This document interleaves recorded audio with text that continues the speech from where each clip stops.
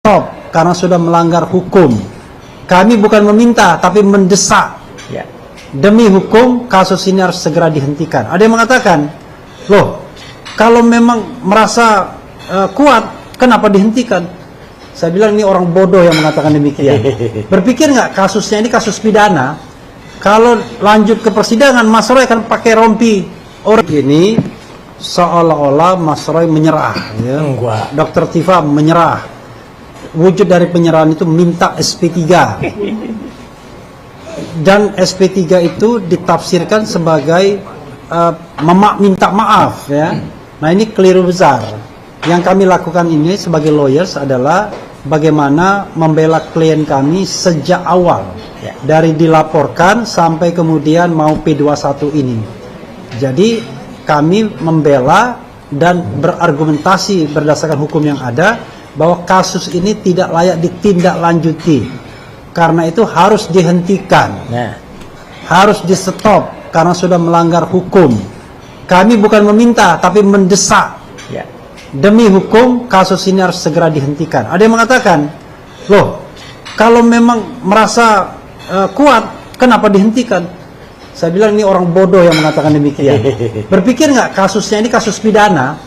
Kalau lanjut ke persidangan, Mas Roy akan pakai rompi orange dan mungkin ditahan. Jadi kalau ada yang mau mendorong Mas Roy pakai rompi orange dan ditahan, itu orang bodoh pastinya, ya.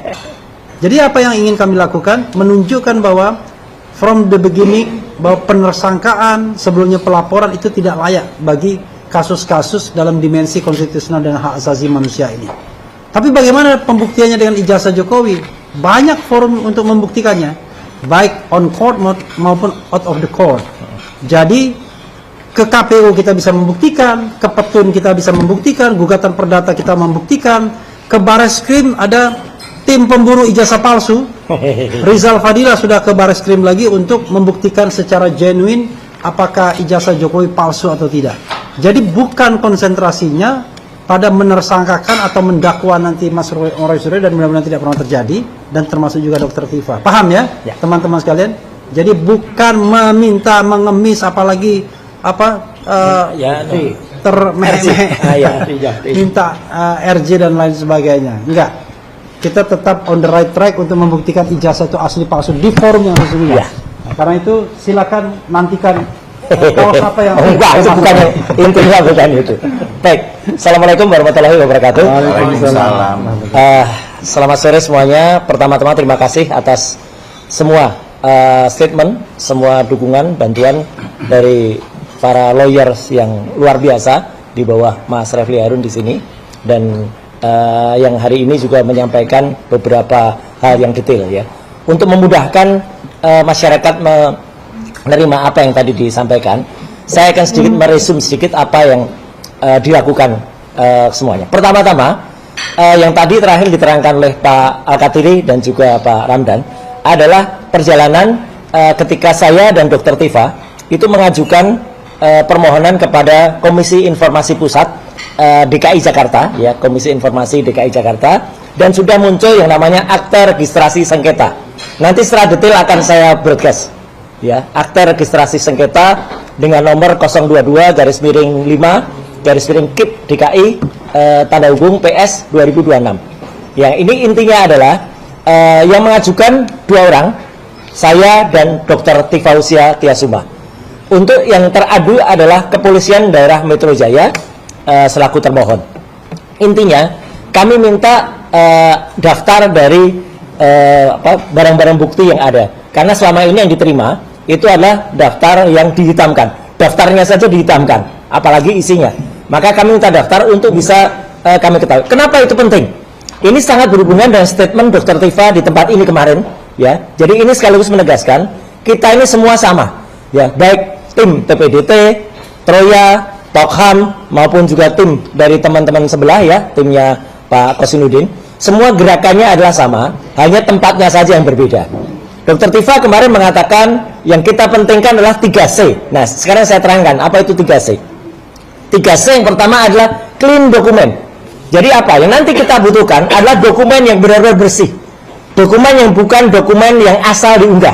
Selama ini kita percaya begitu saja bahwa dokumen yang diunggah adalah dokumen milik Dian Sandi. Meskipun Dian Sandi akhirnya meminta maaf kepada yang Dian Sandi. Sorry. Nah ini. Ketika Dian Sandi mengatakan itu milik Joko Widodo, tapi sebenarnya file ini hanya 76 kilobyte. 76 kilobyte inilah yang akhirnya menjadi masalah antara peneliti muda yang luar biasa berbakat, topi merah, dengan salah seorang yang dulu pernah menjadi bagian dari kita, tapi kini sudah membelot dan menjadi pengkhianat, yaitu Dr. Rismond Asialan Sianipar ya, harus begitu cara ngucapinnya. Soalnya dia minta disebut namanya secara jelas. Kalau buat si Omon atau zombie marah, ya udah Dr. Ya. Nah itu. Kenapa? Kemudian Dr. tadi bisa menampilkan yang namanya emboss? Nggak mungkin. Topi merah sudah menjelaskan dengan sangat detail, ya, bahwa file sebesar hanya 76 kilobyte itu, kalau dibesarkan itu pecah. Logikanya sederhana.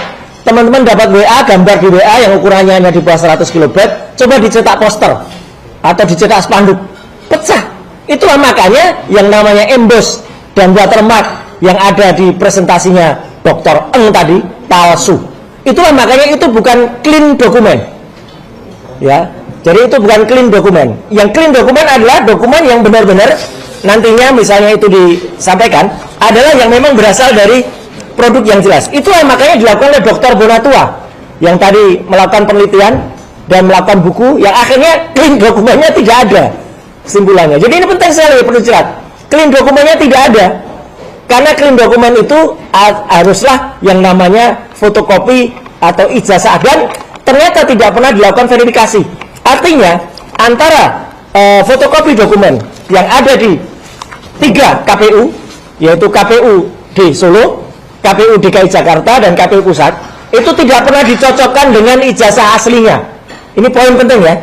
Jadi intinya tadi Pak Bonatua itu dalam penelitiannya menemukan fotokopi legalisasi itu di KPU tidak pernah dicocokkan dengan ijazah aslinya.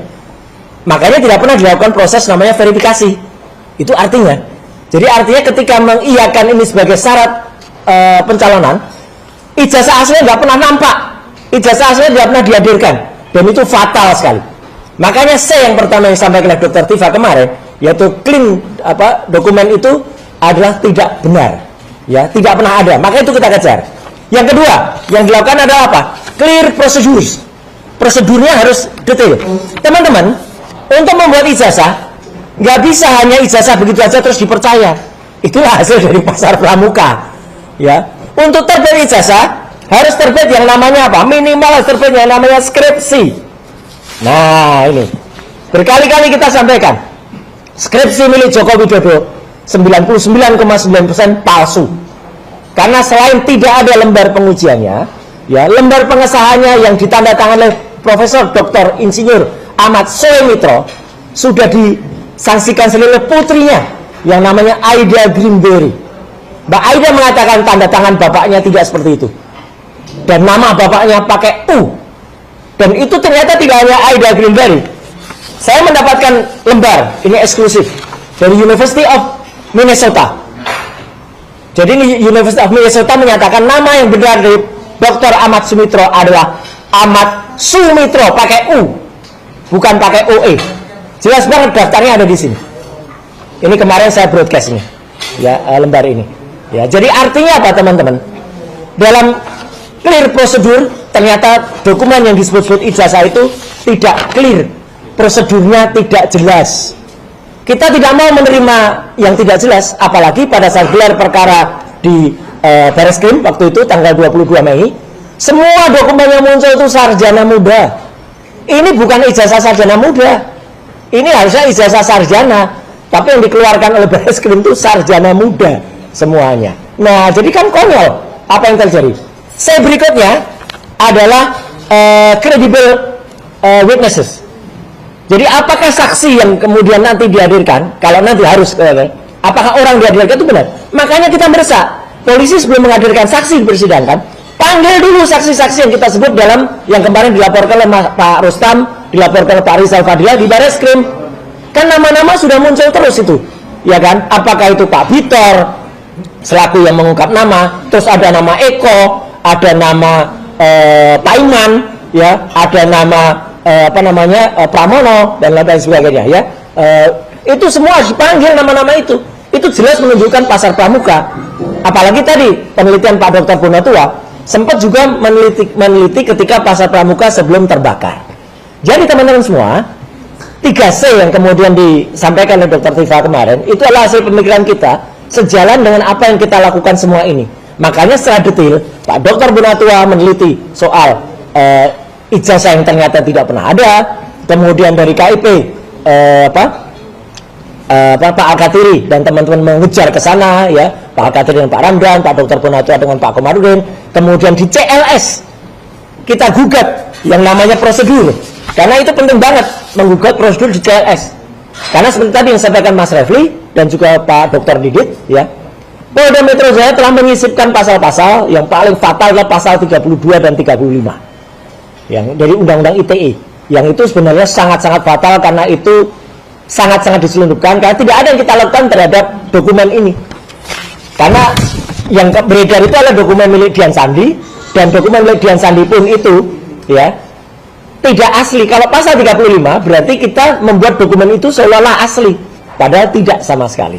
Nah, jadi itu inti yang ingin disampaikan pada saat ini. Dan saat ini juga saya ingin menyampaikan teman-teman semua, hari ini sudah hari Jumat tanggal 15 Mei, dan Jumat ini adalah hari biasanya terakhir dalam pekan ini, dan saya ingin menantang juga, atau kami ingin menantang, ya, omongan-omongan celoteh para termul yang mengatakan bahwa minggu lalu pasti bahkan ada yang mengatakan awal minggu depan sudah P21, ya, bahkan ada Mak Lampir yang jarinya saya pakai cincin banyak yang tangannya bisa masuk ke ijazah yang katanya embus itu, mengatakan 1000% minggu depan terbit P21. Dari mana 1000%? Itu hampir kayak si omon-omon aja 11.000 triliun %, ya, omon-omon itu, ya. Jadi artinya apa? Omong-omongan mereka, termasuk omongan dari seorang advokat ini, ya. Advokat, bukan, kalau advokat itu lawyer, ini advokat, ya. Ya, advokat itu apa? Advokat itu busuk, ya. Nah, ini juga sama.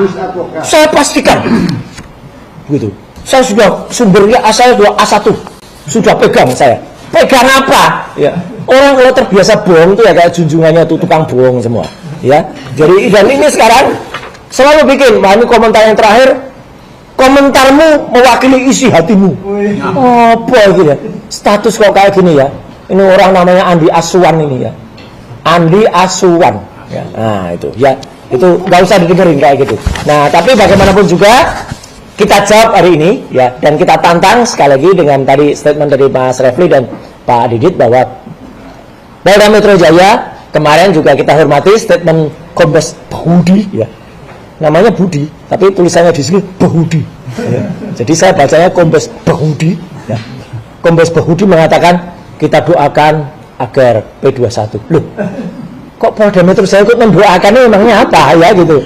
Ya, memang jadi ulama, ya, gitu, ya, mendoakan. Tapi nggak apa-apa, kita tunggu saja. Tapi yang jelas P21 itu bukan final, ya. Ada yang P19 mati, ada yang P20, yaitu dihentikan di mana. Kita nggak akan prediksikan, karena kita bukan tukang ramal, bukan tukang prediksi. Tapi apa upaya yang kami lakukan selama ini adalah upaya untuk membuktikan bahwa apa yang kita lakukan itu clear, ya. Jadi untuk clean juga dan juga kredibel. Tapi istilahnya ini juga menantang tadi, ya. Clean dokumen, clear prosedur, dan juga credible witnesses. Jadi itu yang ingin saya sampaikan. Kita tidak hanya melakukan omon-omon kayak ini, kalau lagi minta kayak gini, ini salah nih. Ini topik lain, ya.